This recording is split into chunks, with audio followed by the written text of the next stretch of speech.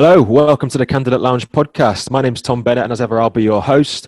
We're recording this podcast because we don't want to stay quiet. We want to talk, and we want to be open about something that sits firmly at the top of our agenda as a business, as colleagues, and as individuals. And that's our commitment to inclusion, to diversity, and belonging. The goal for the next 40 minutes or so is not just to break the ice, but to well and truly shatter it. And to do that, I couldn't be joined by two better guests. They're two good friends of mine and close colleagues, and I'll let them do the honour of introducing themselves. What an intro, Tom. That was lovely. I'm Hollie, and I am the Inclusion and Engagement Lead at Sky Betting and Gaming. And hi, I'm Greg. I am the Head of People Engagement and Inclusion at Sky Betting and Gaming. Wonderful. So I think first of all, it'd be great to quickly talk about you both and the role you play in our business, because we're hugely fortunate to have you both and the roles in which you work. So Greg, why don't we kick off with you? Tell us quickly about your SBG journey and then your role and remit now and exactly what that means. So I joined SBG as a People Operations Manager back in 2017. And Hollie and I did work together back in 2017 on some of our inclusion work. I drifted away from that for a little bit and moved into my role as Head of People Experience. And back in February, moved again into the role I'm in today as Head of Engagement and Inclusion. And it's a fantastic role because I get to cover all of the best bits of people: employer brand, diversity and inclusion, talent acquisition, people analytics, content, digital marketing. So it's a really diverse role, but where all of that probably fits with inclusion is having all of that in one team means we're able to positively impact inclusion and at a pretty quick pace. Brilliant. And Hollie, your route into your role is pretty interesting, because forgive me if I missed the mark here, but the position you're in wasn't something that existed before, was it? And you created it yourself? No, so SBG is really that type of place where you can create your own role if you do it for the right reasons and you can prove that there's something there. So I joined SBG in the learning and development team. I had some previous experience on diversity and inclusion with another business. And at that time, this was probably 3.5 years ago, there was pockets of inclusion activity, but nothing kind of centralised or looked after by a role. So I kind of just took it upon myself to start it in the people team. And the progression that we've made over the past 3 years has been huge. So I officially got it put into my role back in the L&D team, maybe about 6 months in.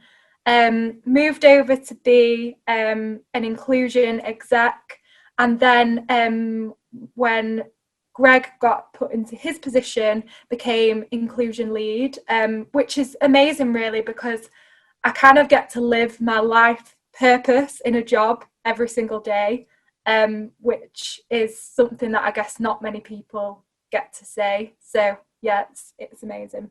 Absolutely. And if any of our listeners aren't familiar with the impact that Hollie's had already, she's been recognised for her achievements with a Northern Power Futures nomination. Oh, stop. And I'm delighted to say that as I'm speaking, she's gone very red, which is either a testament to her humility or maybe it's just warm in her house. We'll never know.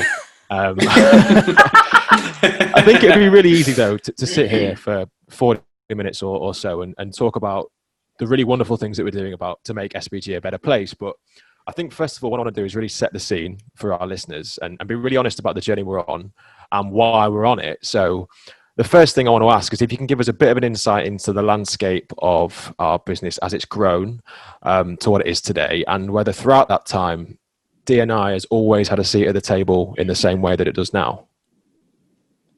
I could probably start with this, Greg, because I think I probably had the most insight in the early days, and you have to be really honest and say, no, it didn't. And it probably didn't until our lovely Greg over here gained his senior position, which meant we had a consistent and strong and challenging voice at leadership level all of the time. I think too often, and this is not just SBG, it's just the way that inclusion is perceived wider in the corporate sector.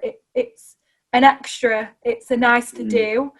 And I think only now, with the events of 2020, if people had that almost firework up their bum to kind of realise that to do this right and actually have societal impact, real meaningful impact within your organisation, it has to be a strategic piece of work with not just people who are passionate about it, but people who have the skills and experience to do it justice, just like any other strategic piece of work. So it's taken us a couple of years to get there, but I think over the past few months we've seen more authentic and meaningful change, having 2 appointed people in the role than ever before. But it's not been easy to get there. And why do you think D&I tends to fall down the priority list then within organisations sort of the size of ours? It's a good question. I think it's not really truly understood by a lot of leaders as to what it actually means. And I also think it's too easy to have a great event or do a great piece of communication and get great feedback and think that the job is done.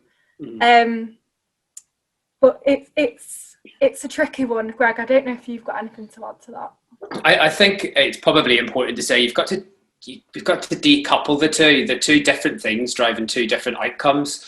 And I think D&I in the past has been examined as a business problem, and it's much more complex than that. And it takes time to really drive meaningful change. And I think the thing that I hear in the networks that Hollie and I sit in are, we're a commercial business, so how do we put a commercial lens over diversity and inclusion? We like numbers, let's give D&I numbers. D&I is not the same as a business problem. I read a great book by Jennifer Brown on how to be an inclusive leader, and she refers to diversity and inclusion as a crime scene. She said the business will examine things as an engine problem, and D&I is more of a crime scene. It needs more nuance and more care.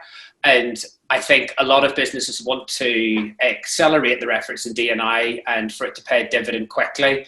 And you've got to have patience with D&I. You've got to break it apart. And that's why over the last year, we've solely focused on getting the environment right and looking at how we become a more inclusive business, what policies and practices would get in the way of us being diverse, and what policies and practices would get in the way of us being the most inclusive business that we could be. And when Hollie and I think about our end goals, we're looking 3-5 years out, aren't we, Hollie?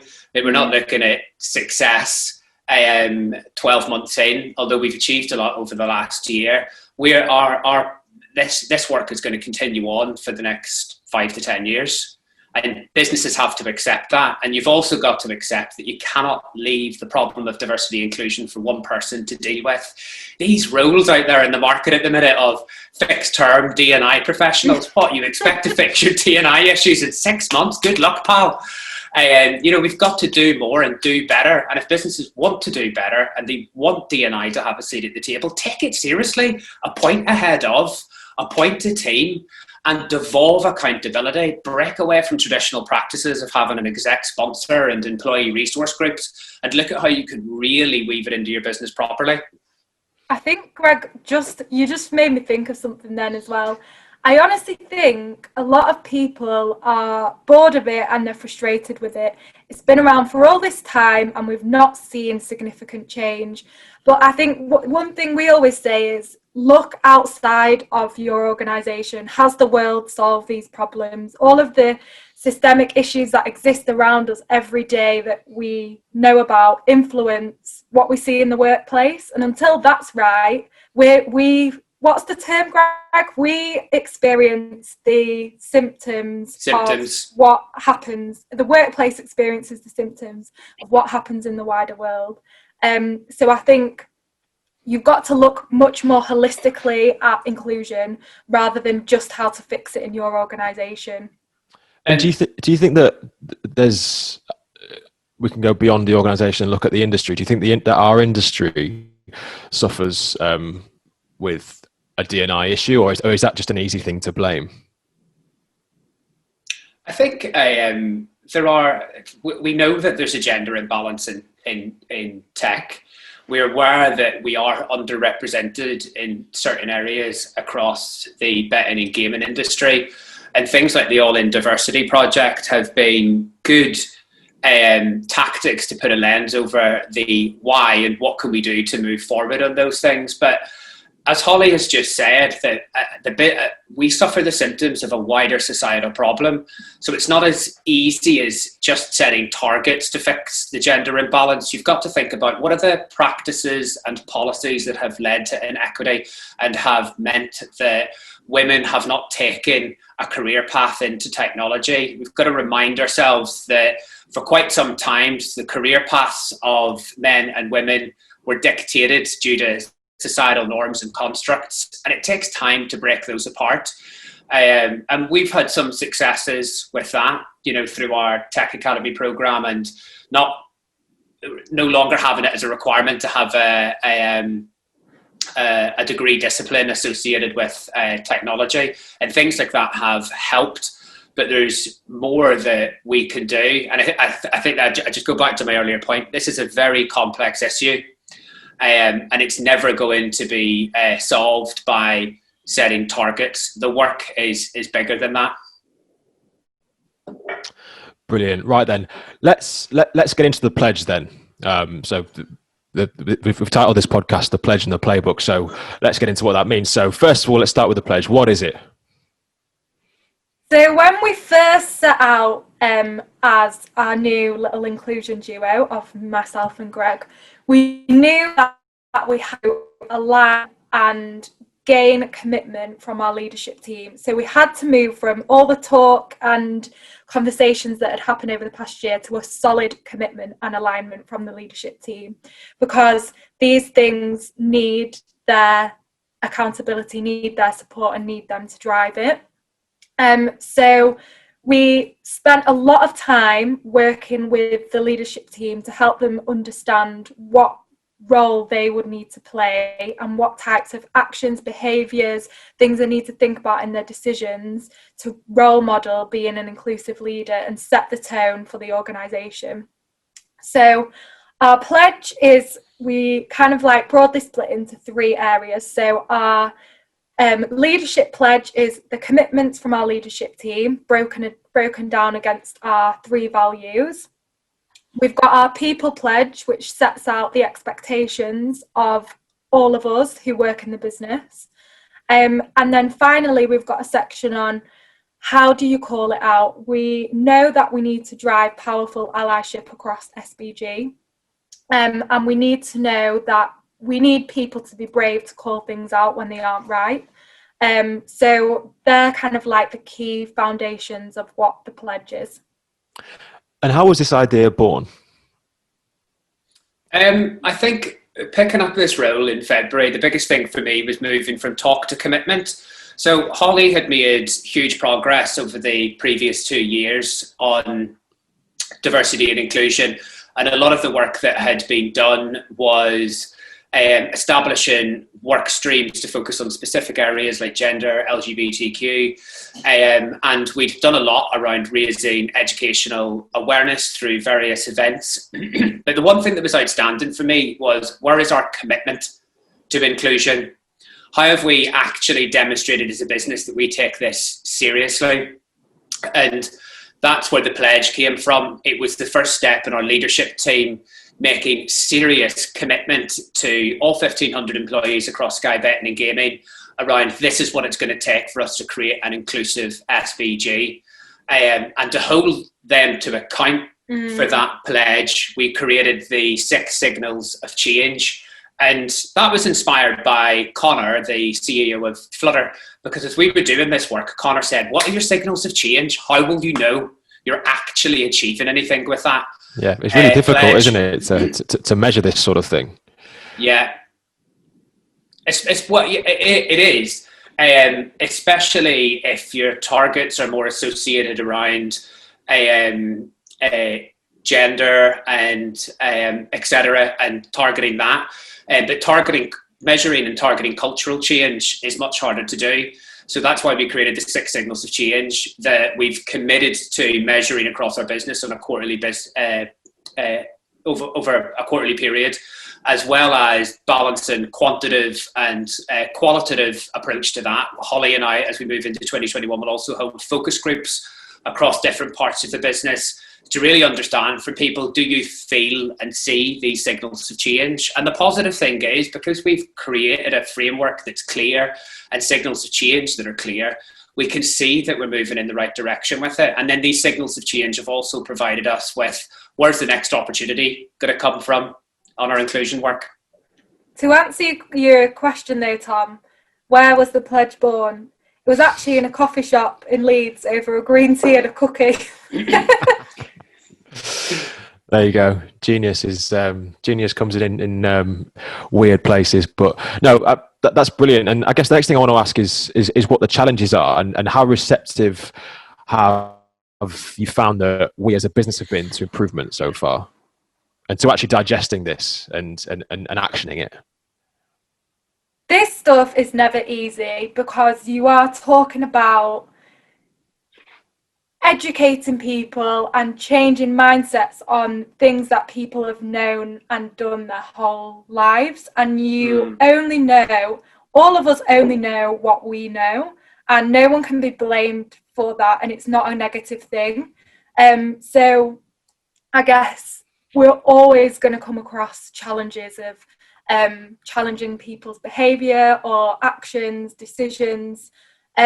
However, me and Greg have reflected on this on numerous occasions in comparison to other businesses we've worked in, working with the SBG leaders to gain this commitment, and the signals of change that we've seen has been unbelievable. And to be honest, it was actually pretty easy to get them all to sign up to it and to come on board with it. And the way that we've seen them running local sessions with their teams, it's not all us anymore. They've taken the accountability, and they're out there championing it.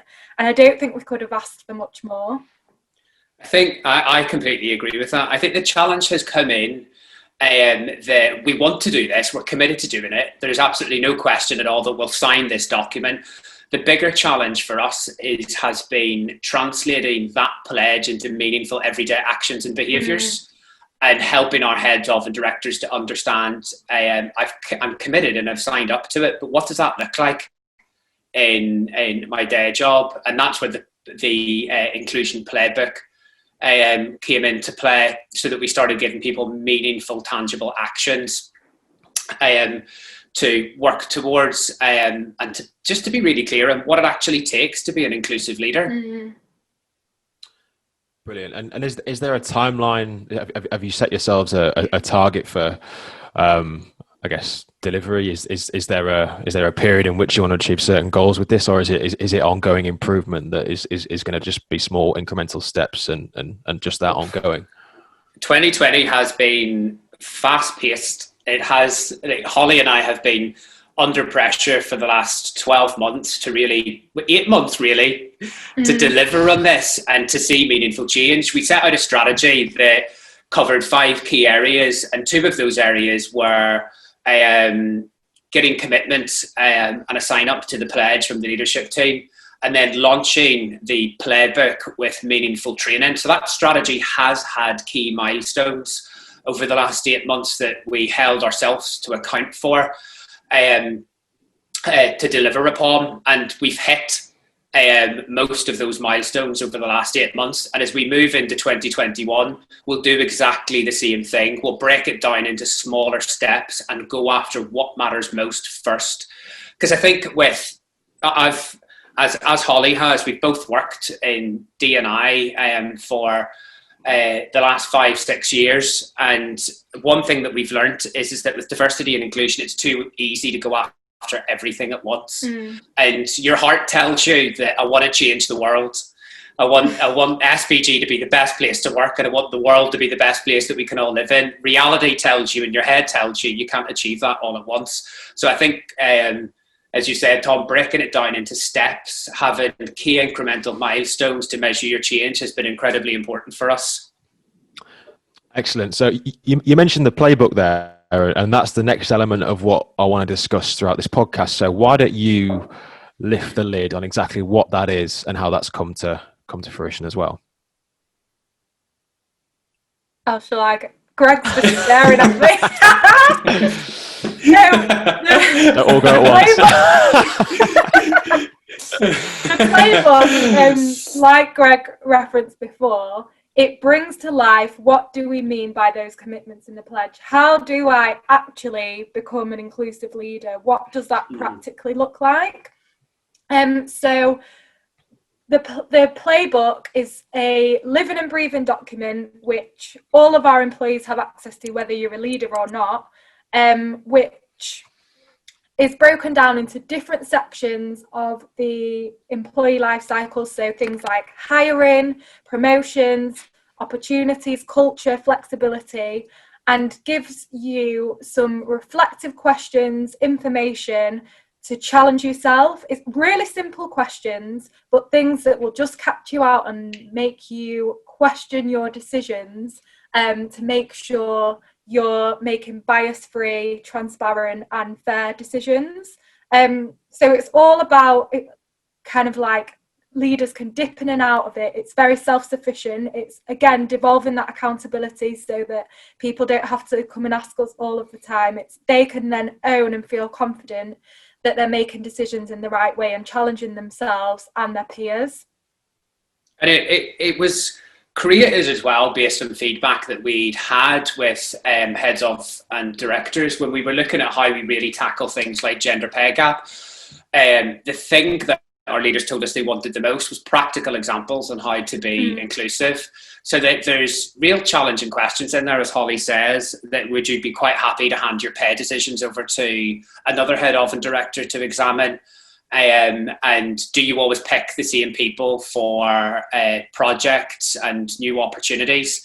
And it really, I think inclusion has become a buzzword. And I think if you want to truly drive and weave inclusion through everything you do, you have to unpack what it actually means and how a leader can be inclusive. What does it mean in my everyday decisions, actions and behaviours? And I think that's what the playbook aims to do, to really set out what it takes to be an inclusive leader. And is it just for leadership, or is this aimed? Is this a document that's been put together aims for people at all sort of levels of the business? Anybody can pick up the playbook. We've been really transparent with our inclusion strategy. Whilst year one for us has predominantly focused on impacting those that manage and lead others, when we've launched things like the pledge or the playbook, they've been launched to everybody, so that everybody can see the steps that we're taking to create a more inclusive business. So it actually doesn't really matter if you're an employee and you read that inclusion playbook, then what that does is sort of sets expectation of what you can expect from your leader and what expectations we've set to leaders. So there's a real benefit in employees picking that up as well and having to read so they can see the standards and expectations we've set to all people managers. And is this a sort of key part of training for anyone who's wanting to become a people manager as well? Is this something that's treated in the same way as other elements of the role are in terms of training and development? 100%. So to bring that playbook to life, we've been rolling out training across each of the leadership teams across the business, which is called Your Conscious Journey to Inclusion. And we've also been working, that's with Joanne Lockwood, who's absolutely fantastic. And we've also been working with Laura Sarant, OBE as well, to bring the playbook to life so that we can really activate it and turn those words into something meaningful. The big challenge, Tom, going into 2021 is all of this work over the last year is fantastic. Good stuff, but how do we embed it? So how does somebody touch and feel that document when they get promoted to the first time as a people manager? If you get promoted to a head of, what does your training look like then? So we've achieved so much over the last 8 months, but as we move into 2021, now is the time to embed it and make it part of everything that we do. And that will be a harder piece of work to do. And so I would hope, as if Hollie and I are back here chatting with you in a year from now, we're chatting about how we've embedded it and how we've made it part of the employee life cycle. And where can we find the playbook and the pledge? Where are they accessible for employees? So sorry, Greg. Go on, pal. I mean, I built it, so I'm going to say it. We've got an inclusion hub, which is on SBG and Me, which is our intranet platform. And in the inclusion hub, you can find the pledge, the playbook, but also any educational resources that we might have. So following the Black Lives Matter movement, we had an overwhelming response from people wanting to educate themselves about race and racism. So there's a variety of things you can watch on Netflix, read an article, read a book, all suggested content by our employees and the experts we work with. You'll find all of our events on there that you can watch on demand, because we like to bring in experts and share employee stories. All of our blog content, etc., lives in our inclusion hub, so that's where you'll be able to find everything. Brilliant. The next thing I want to talk about then is how we go on to measure success from this, because I'm going to give a recruitment example because it's something that we know is difficult, because one of the things that we've been trialing as a recruitment team is blind CVs, anonymizing candidates' profiles and balancing shortlists, and the goal being to reduce bias at every stage of the talent acquisition process. We started as with a manual process, but we sort of realized that, we as talent partners shouldn't be exempt from this either. So we're now rolling out software to achieve the appropriate level of anonymity. Anonymity on a candidate's profile as soon as they make an application. And the reason I'm telling you this is because this is something else where metrics for success are really tough and difficult to put in place, because rather than the goal being to meet a certain figure or percentage of diverse hires, for example, we've decided that the goal should be to simply create a completely level playing field. And this is something we feel we can achieve quickly. Is this similar though for the pledge and the playbook, or is there more of a sort of numbers-based target in mind, something that you can sort of see and feel in terms of what you're looking to achieve? So let's talk about the power of data and where it could work well and where we feel it won't work well for us. So I think when we talk about data and targets in the realms of diversity, people immediately think of race, ethnicity, gender, LGBTQ targets. What we've decided to do is focus on diversity as an outcome rather than set numbers around the types of people that we want in our organization. But that said, data still plays an incredibly important role in our work. Without it, we would not be able to take the action that we have, and we wouldn't be able to continue to make the progress that we have had over the last 8 months. So the role of data is split into several parts. The first bit has been, it's been important for us to make our decision makers in our business aware of the power of data. So Hollie, along with our people analytics manager, has done fantastic work in working with each of our directors, taking them through a pay gap and making that data really meaningful for them, talking to them about the difference of pay gap and equal pay, and really unpacking for them that if you want to make meaningful change and to move this in the right direction, it is much bigger than setting a target for your next hire. You've really got to pick apart the processes and practices that create inequity first, a bit like what you've just described that we're doing with recruitment. And the second thing are the signals of change. They will become our clear indicators as to whether our environment and the culture of SBG continues to move in the right direction to create an inclusive environment. And what we do with that data is we constantly replay it back to everybody in the business so that we can keep raising the bar. I'm really comfortable that where we are as a business at the minute is a positive place. Let's remember that one of our values is free to be me. So we started from a good base, and data will just continue to help us raise awareness and help people take the steps that they need to take to move in the right direction. And a big thing for Hollie and I this year, with sharing that data and replaying it constantly is to devolve accountability. I know a lot of people in the networks that Hollie and I have don't like it when we say we don't agree with having an exec sponsor. We feel it when you push all of that responsibility onto one person. These traditional D&I practices have driven nothing forward over the last 30 years. So how do you devolve accountability to everybody? How do you make every head of and director feel that they have a part to play in creating an inclusive business? And as Hollie said in the beginning, that it doesn't feel like a bolt-on to their job. It just becomes part of who they are. It's another part of being a leader. And data really, really helps with that. So having regular pulse surveys, focus groups, and then our annual inclusion audit as well really keeps us on our toes with all of it and keeps us moving in the right direction and looking for the next opportunity. How long was the journey then?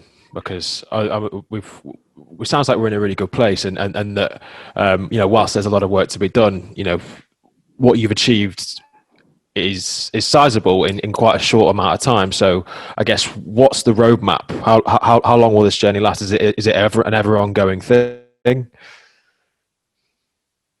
Absolutely. I think to answer the first part, we kicked off our strategy in March-ish time, or we came into role in March-ish time. Started building the pledge April, May time. And I think that's important to note because, no one escaped in 2020 the impacts of March, April, May and lockdown. And we had a discussion about, do we need to pause our work because of everything that's going on? We're working from home. Will it land as well?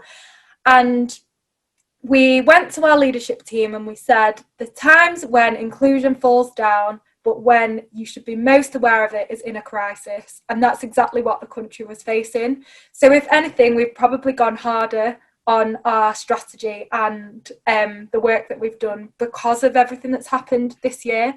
We kicked off March time, just have been continually landing things on from May time, but I think this will continue.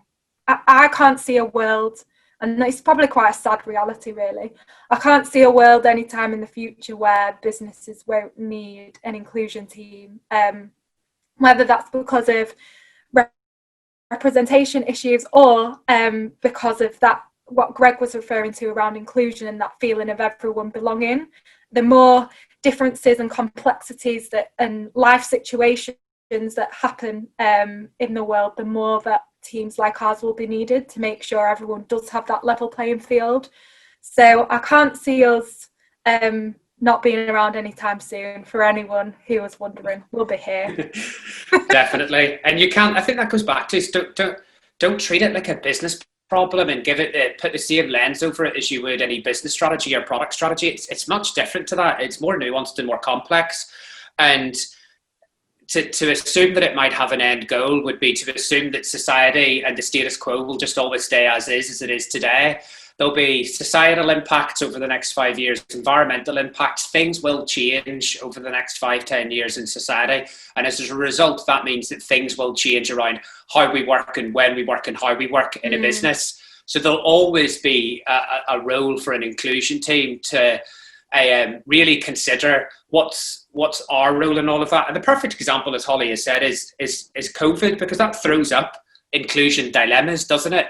That if we continue to work as a distributed workforce and you have 40% of people in the office and 60% of people working from home, how do we make people in that 60% feel included in part of a meeting if they're not in the meeting room?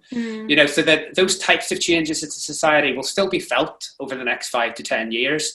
This is ongoing work that will be forever. The goals might be different. The milestones that we might have to hit will change, but it will be forever present. I'm going to put you on the spot now. I'm going to ask you a question, and I want to know what you both have to say, or in response to someone. Good on the spot, Tom. Oh, you didn't put this in the briefing, pal. No time like the present. I want to ask you let's say, for example, someone thinks that because they might not think that they're racist or sexist or have any biases, that they don't have a role to play in this, and that by keeping quiet and by being just that, their perceived version of inclusive, they don't have a role to play. What would you say to someone with that trail of thought? We need allies. Everybody has a role to play in this. Obviously, Hollie and I will make no apology whatsoever that the work that we do will benefit underrepresented groups. It absolutely will. And we think about those underrepresented groups in all of the work that we do. However, inclusion is something that everybody benefits from. We all want to present the best versions of ourselves.